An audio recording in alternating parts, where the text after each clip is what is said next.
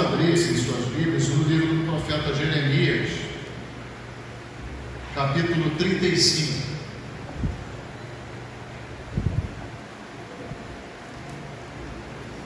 Livro do profeta Jeremias, capítulo 35.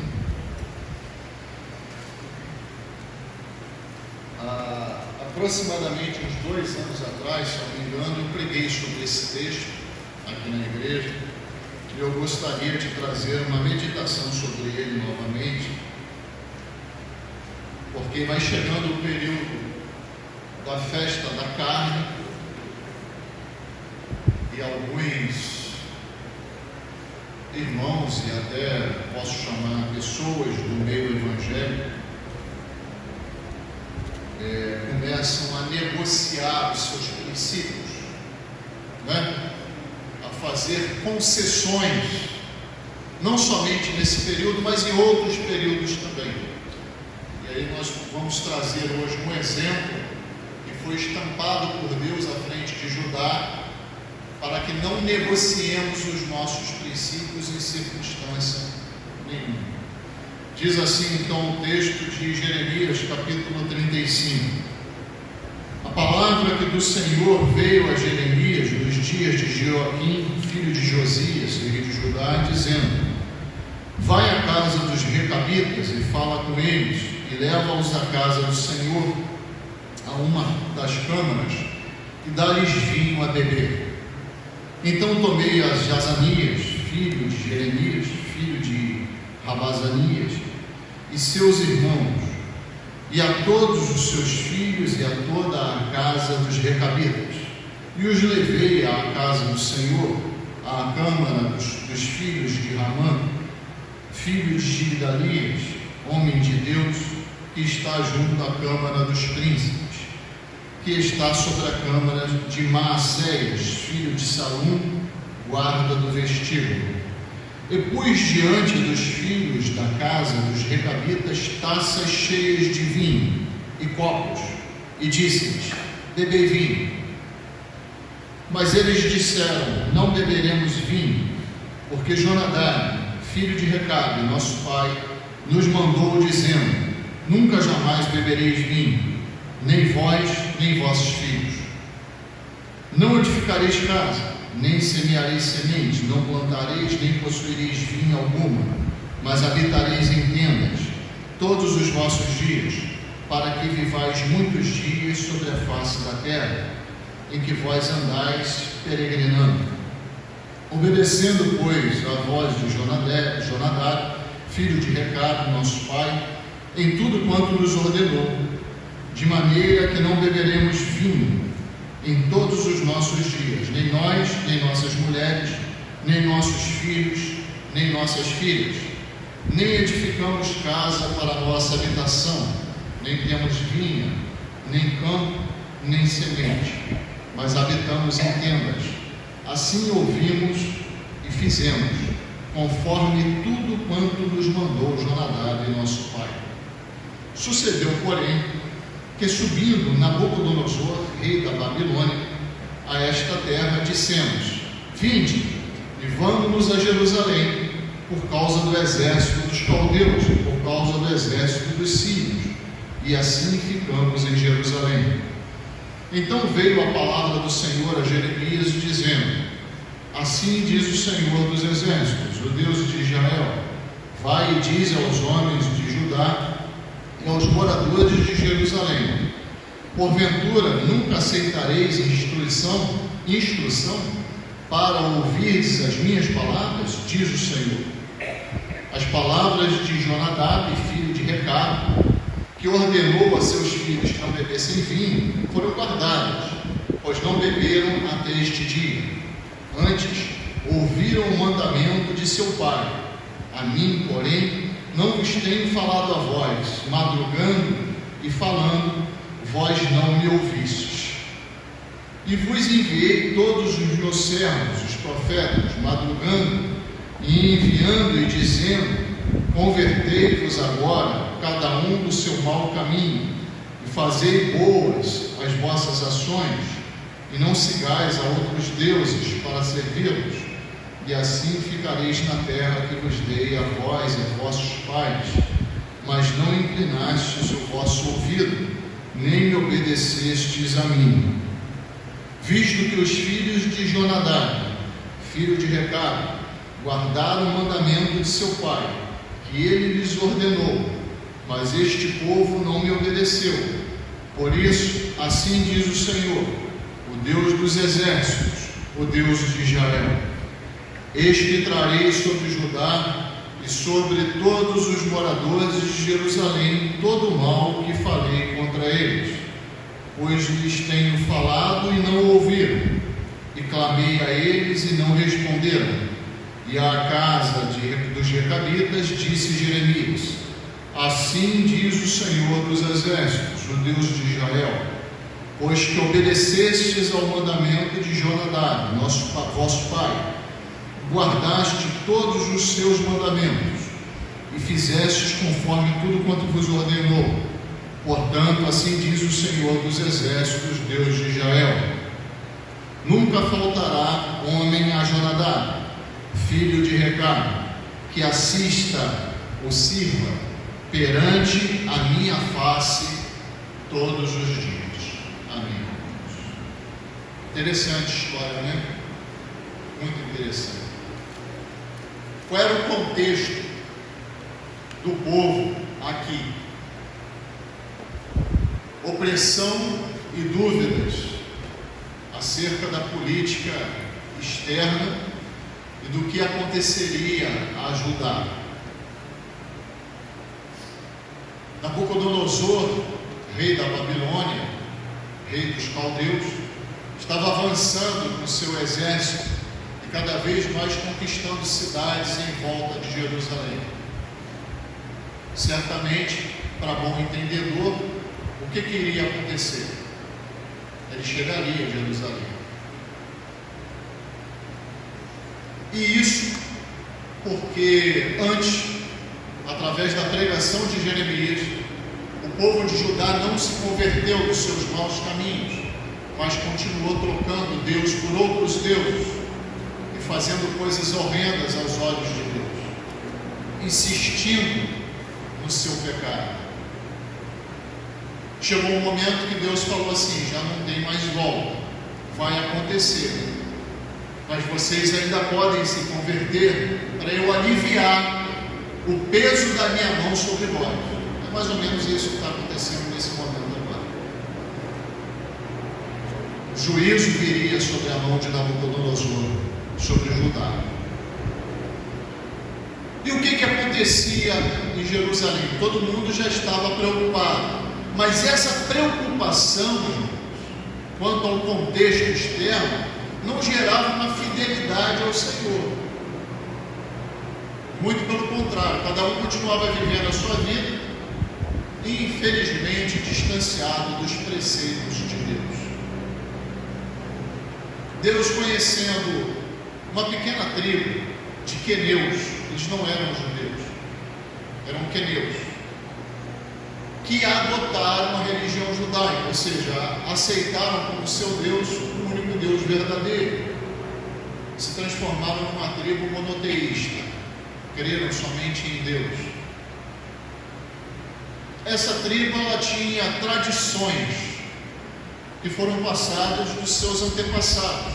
Recabe, por isso eles são chamados de recabitas, né? E principalmente Jonadab, filho de Recabe, que deu instruções a esta tribo. Quais eram as principais instruções? Que eles viveriam conforme o costume antigo, desde a época de Abraão, né? Que vivia-se em tendas. Eles não construiriam casas para eles, mas eles viviam em tendas. Seriam basicamente pastores, né? E acima de tudo, que não se contaminariam bebendo vinho. Não importa se pouco ou muito, não beberiam vinho de forma nenhuma. Então era uma tribo de abstêmios em relação ao álcool, né?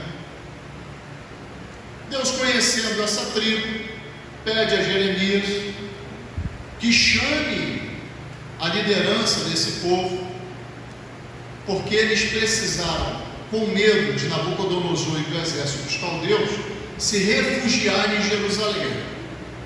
Então eles adentraram a cidade e estavam vivendo ali no meio do povo de Jerusalém. Deus fala para Jeremias assim: chama os recabitas numa reunião. Jeremias faz exatamente isso. Chama os recabitas a uma reunião. E Deus fala assim para Jeremias: oferece a eles vinho. Jeremias parece que já prepara a mesa, né? Quando chega a eles na reunião, provavelmente chama pessoas para servir e enche uma porção de taça e copos. E ele diz para eles assim: bebam vinho.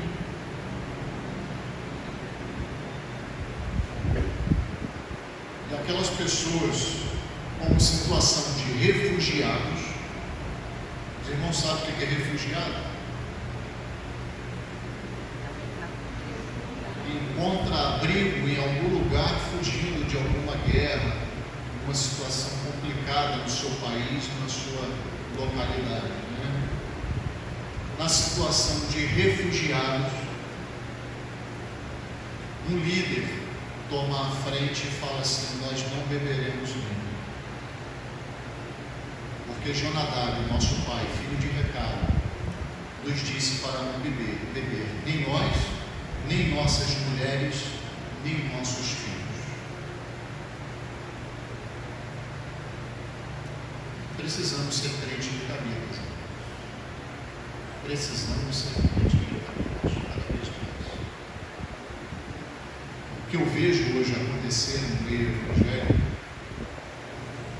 é que as pessoas rebatem o pecado com raquetes chamadas: mas isso não tem nada a ver. Você é muito retrógrado, né? Vem o pecado na direção deles e eles rebatem com raquetes chamadas isso. Mas o que tem? Todo mundo faz, por que eu não posso fazer também? Né? E a qualquer confronto que nós temos com os nossos princípios, nós decidimos abrir mão deles e assimilar princípios que desagradam o nosso Deus. Sobre o álcool, aqui especificamente, é um desses casos, né? É um desses casos. Estava conversando com um amigo querido, que é muito firme em alguns assuntos dentro do Evangelho, e eu percebi que ele introduziu o assunto comigo para saber a minha opinião, né? Mas, pastor Fábio, tem problema beber pouco vinho? Eu perguntei para ele: de onde você está tirando isso? Não, porque eu sou diácono. E diz lá a instrução de Timóteo aos diáconos para não beber muito vinho. Eu falei: tá bom, mas vamos lá. Qual era o contexto daquela situação? O vinho puro, ele era produzido no lagar através de pisar em uvas, né? Existiam pessoas pisando em uva, e naquele momento que saía aquele sumo ali, ele já era extraído e era considerado naquela época um vinho mais puro, suco da pura uva, né? Naquela época, meu querido, não existia geladeira, muito menos produtos conservantes que atrasassem a fermentação natural da uva. Então, por isso, Paulo escreve a Timóteo que o diácono não seja dado a muito vinho, por uma questão lógica. Se o vinho ficasse muito tempo à disposição do indivíduo, o que ia acontecer com aquele vinho? Fermentar. Quanto mais tempo e quanto mais ele bebesse, não tem refrigeração, não tem aditivos, né? Ele estaria consumindo uma bebida alcoolizada e deixando de cumprir aquilo que Paulo nos pede para cumprir, que estejamos sóbrios em quanto tempo da nossa vida? sóbrios, e sóbrios na Bíblia significa de posse das suas faculdades mentais. Parêntese aí. Expliquei para ele, aí eu não sei se ele vai aceitar, depois eu mandei um texto mostrando o quanto o álcool, apesar de não haver uma proibição direta na Bíblia, eu falei para ele, de cocaína também não tem. Então, por que não é proibido maconha e cocaína, você vai consumir cocaína e maconha? Ora, é óbvio que a Bíblia nos ensina para nos afastarmos daquilo que nos faz mal, como um contexto de ensino. Mandei para ele. E a verdade, irmãos, é que nós estamos nos afastando um pouco daquilo que nos faz mal, e não é só em relação ao álcool. Chega essa época agora do carnaval, muita gente começa já a botar um pezinho no mundo e outro pezinho dentro do Evangelho. Tem igreja até que faz bloco, aí vai no meio dessa carnalidade toda, sob o pretexto de pregação do Evangelho. Deixa eu falar o seguinte: você tem 360 dias para pregar o Evangelho. Não é do meio do bloco da prostituição, do adultério, da carnalidade, do consumo de álcool e de drogas, que você vai fazer isso. Até mesmo que muito indivíduo daquele que quer nem ouvir o que você está falando, aí vai lá para o meio distribuir água. A quem quer se prostituir está com seu coração completamente tomado pela carne, dizendo que está evangelizando. Para mim é pretexto carnal, mas cada um dará conta de si mesmo a Deus, e cada igreja tem o seu dirigente, e esse dirigente também dará conta da sua igreja, daquilo que Deus instituiu como sendo suas ovelhas. Mas, irmãos, a verdade é que como Deus pega os recapitas, coloca como exemplo, esse exemplo de firmeza de seus princípios está estampado diante de Deus e de nós hoje. Primeira coisa que eu vejo aqui é que, mediante tudo aquilo que complicado, todo aquele cenário, toda aquela circunstância complicada para esse povo e para a sua família, eles não abriram mão da sua fidelidade.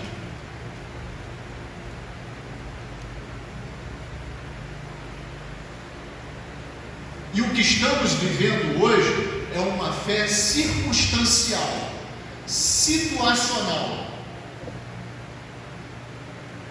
Quando eu quero ser crente, eu sou crente, porque isso vai me trazer algum benefício. Mas quando estou confrontando com pessoas do mundo que não creem no Evangelho, muito pelo contrário, perseguem o Evangelho, aí eu não sou crente mais. Quando tem alguma concupiscência dentro do meu coração, que eu quero fazer, eu falei para esse rapaz, eu dizia o seguinte: se a pessoa tiver a carnalidade, a concupiscência dentro do seu coração, vai encontrar dentro da palavra de Deus um motivo para pecar. O texto tal faz isso, fala isso, não fala nada, né? Pegou lá, recortou um pedaço para servir de pretexto pessoal para cumprir aquilo que já está no seu coração. Satanás não fez isso com Cristo? Não usou lá parte de Salmos para fazer isso? Usou ou não usou? Ele achou pretexto dentro da palavra de Deus para fazer o Filho de Deus cair. E é esse que domina o coração daqueles que estão inseridos na carne, que negam o poder do Espírito Santo sobre a sua vida, que lhe dá capacidade para não ser um crente situacional. Talvez esta igreja não esteja lotada, porque esse tipo de mensagem é pregada aqui.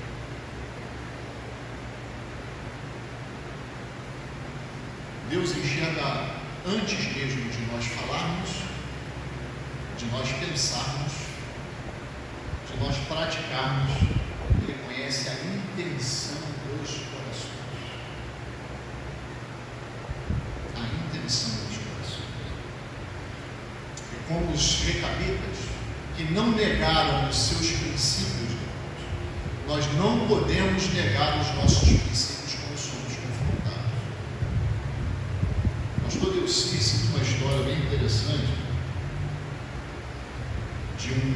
convidado, que era pastor, e foi convidado para a posse do novo governador. E um pouco antes de adentrar esse novo governador, eles começaram a servir champanhe para que houvesse um brinde a esse governador. E sob muita relutância do garçom, esse deputado falou assim: eu quero água. Dá água. O garçom foi lá e trouxe água para ele. Quando todos estavam sentados à mesa e o brinde ia começar, esse pastor, deputado, tomou a palavra e falou assim: brindamos ao novo governador com o líquido mais puro que Deus fez, água. E depois fez um breve discurso, né? Mas aí ele mostrou a sua fé. Nossa fé é para ser demonstrada e testemunhada à frente de todos, independente de que posição essas pessoas que estejam diante de nós ocupem. Não importa se seja professor de escola, professor universitário, doutor, pós-doutor, não importa se seja um político mais bem condecorado, cargo mais elevado, não importa se seja um militar que é general, ultra poderoso e mande uma força toda. A verdade é que nós precisamos estar dispostos, assim como os recabidos, em uma situação muito complicada para eles e suas famílias, de pressão social, como refugiados, que poderiam ouvir assim depois da negativa de beber: então vocês saiam daqui.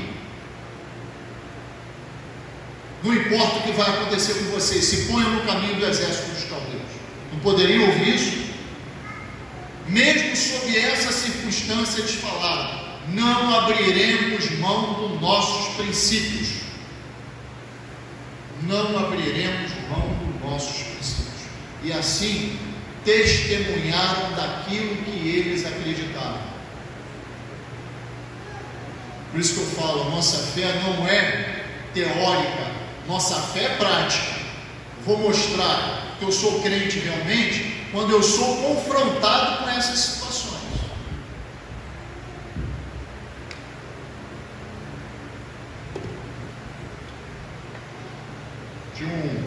Comecei a fazer um mestrado no centro da cidade. Tinha um jovem professor que fez o pós-doutorado dele lá fora, tinha chegado há pouco tempo, né? E perguntou se alguém era formado em teologia dentro da sala.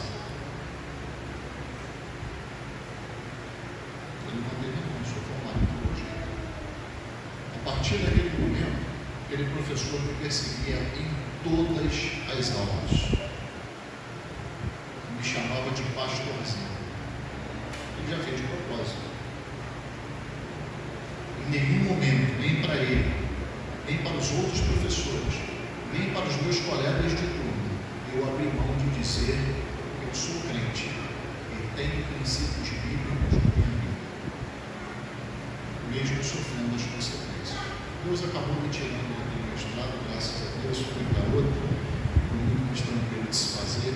Deus faz essas coisas, porque quando Ele nos capacita, além de capacitar, se a coisa for além do que a gente pode suportar, Ele nos tira da situação, né? Ele nos capacita para passar, e se for além do que a gente pode suportar, Ele nos tira da situação. Eu creio que foi isso que aconteceu. Já fui mandado embora de um trabalho, não sou maior do que os irmãos, não. Estou dando exemplos de fé. Já fui mandado embora do trabalho porque eu não quis ir numa festa do trabalho do domingo. E ao ser mandado embora, aquela gerente olhou para mim e falou: você sabe que você está sendo mandado embora? E eu respondi para ela: eu sei que não tem, mas eu continuo com os meus princípios. Uma empresa que eu estava cotado para substituir as minhas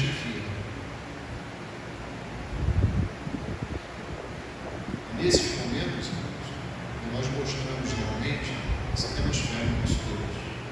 Ter fé é estar apegado aos princípios que Ele nos ensinou e colocá-lo em prática em nossas vidas. E não negociar isso por circunstâncias ou tempos. Circunstâncias ou tempos.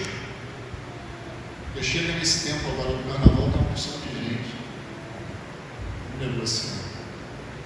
Ou quando alguma coisa, alguma circunstância aperta, o indivíduo está negociando. Já abre mão desse princípio. Não podemos ser assim. Não podemos ser assim. Precisamos seguir o exemplo desse jeito. Outra coisa, a fidelidade dos recabitas é exemplo, porque eles cumpriam todas as palavras dos seus patriarcas. Todas as palavras. No versículo 10, nós lemos assim: mas habitamos em tendas, assim ouvimos e o que? Fizemos. Lembra os irmãos lá ao final do Sermão do Monte: aquele que ouve estas minhas palavras, quem completa? E as pratica, assemelhar-o-ei ao homem prudente que edificou a sua casa sobre a rocha. Ouvimos e fizemos conforme, irmãos, tudo quanto nos mandou Jonadab, nosso pai. Aí outra coisa que eu quero pegar como exemplo para os irmãos que foi posto para ajudar. A palavra de Deus não é para ser cumprida uma parte e a outra descartada. Esses aqui, os recabitas, ouviram e fizeram. Não é uma parte, é tudo. A palavra de Deus também não pode ser convencional para nós. É conveniente que eu faça isso aqui que está dentro da palavra de Deus. Mas nesse momento aqui não é muito conveniente. Irmãos, nós vivemos num mundo caído, cheio de corrupção, de corruptores, cheio de roubo, adultério. Se nós não fizermos tudo que Deus nos deixou registrar, certamente não seremos servos fiéis ao Senhor e cairemos em alguma área da nossa vida. Tenho falado sempre para os irmãos: em todas as áreas da nossa vida nós temos que buscar fidelidade. Todas as áreas da nossa vida, não é em nenhuma. E a palavra de Deus não diz para nós que isso é impossível, muito pelo contrário. Ela diz assim: a palavra de Deus não está além do mar para que vocês não alcancem, nem está muito distante de vós, nem no céu, mas estampada diante de vós para que vocês façam conforme. E essa palavra se repete no Novo Testamento. Está lá no Antigo Testamento e Paulo repete ela no Novo Testamento: para que façam tudo quanto lhes é ordenado. Nós não podemos recortar a palavra de Deus conforme as nossas intenções. Não podemos, porque deixaremos a sua fidelidade. Lá em 2 Tessalonicenses, capítulo 2, versículo 15, eu gostaria de ler com os irmãos.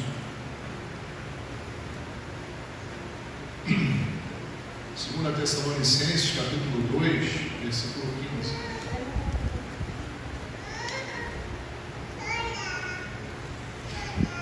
Diz assim: então, irmãos, estai firmes e retende o quê?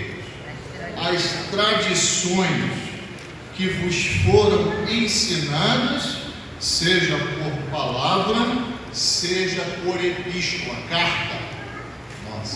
Retende as tradições, e em reter as tradições vamos estar o quê? Firmes. Firmes.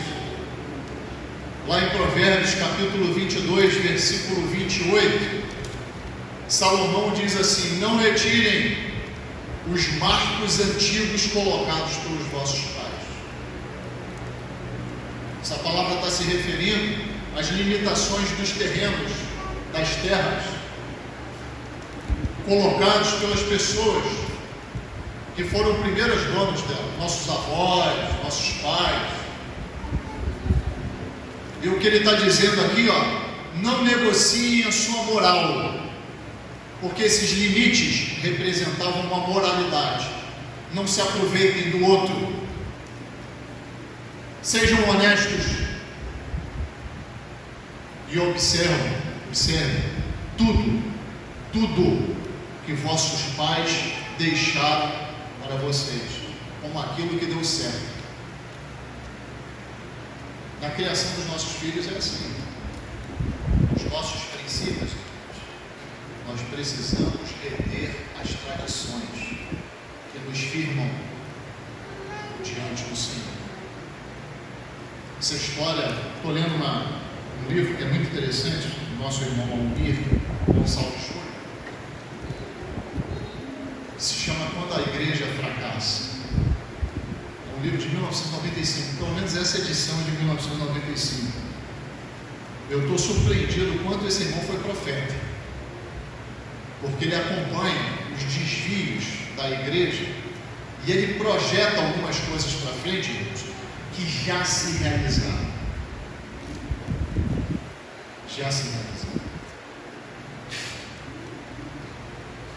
E é impressionante como o que ele fala da queda da igreja, e uma das coisas que ele coloca é justamente porque a gente despreza o que deu certo durante 20 séculos. E agora a nossa forma de liturgia e o nosso culto não servem mais. Não servem mais para agradar um público moderno. Pós-moderno, como eu gosto de chamar. Eu estava falando para Ana, olha que ignorância, olha que loucura, né? Quer dizer, o que conduziu a igreja durante 20 séculos não deu certo.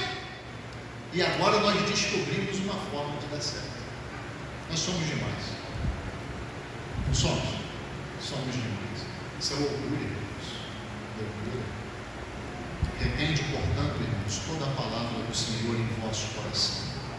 Não abram mão das suas tradições. Não importa o que digam. Você é tradicional, você é conservador, você é não sei o que, não importa. Somos sim. Se a boa tradição estiver dentro do nosso coração, não se desviará dos nossos pés e nem dos nossos familiares. Tradição ruim não é para estar dentro de nós, muito menos na nossa prática. Agora, a boa, que conduziu nossos pais, nossos avós, é para ser preservada. Porque se não for assim, certamente cairemos. Os recabitas falaram: nós vamos obedecer o que nos foi dito pelo nosso pai Jonadab, filho de Recabe, quem constituiu essa tribo, e não abriremos mão. Portanto, não beberemos vinho.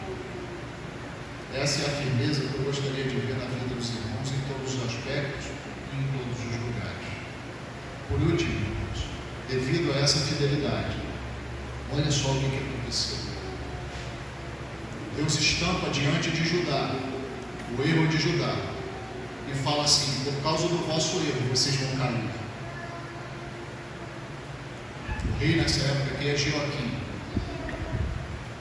Joaquim não teve descendência. Olha que coisa interessante. Joaquim não teve descendência.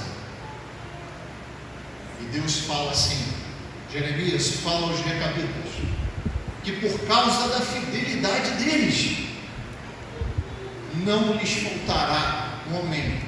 E isso significa, Deus, que não faltaria geração que sirva a Deus.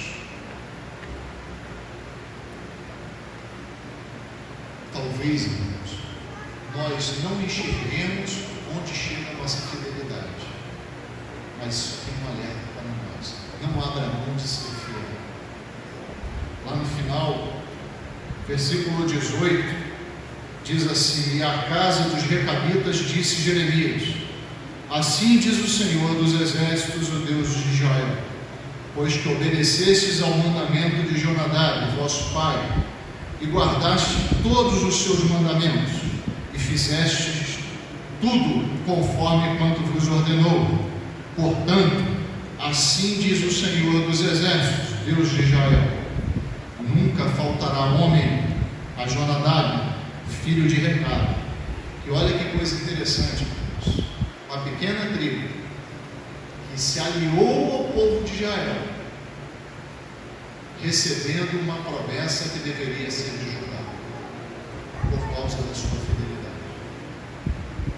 Que assista perante a minha face. Quantos dias? Todos os dias. E os irmãos fizerem uma pesquisa, mas estava lendo sobre isso. Há poucos anos atrás, ainda se achava membros dessa tribo na Mesopotâmia e no Iêmen. Há poucos anos atrás. Firmeza e fidelidade que ficou estampada como exemplo de vida para gerações futuras. Por isso, irmãos, convido os irmãos a sermos crentes recabitas e que não possamos abrir mão dos nossos princípios, da palavra do Senhor, em todas as circunstâncias da nossa vida. Certamente nós colheremos, não só na nossa vida nesse momento agora, as bênçãos do Senhor, mas também nas gerações que ainda virão. Que Deus possa nos abençoar.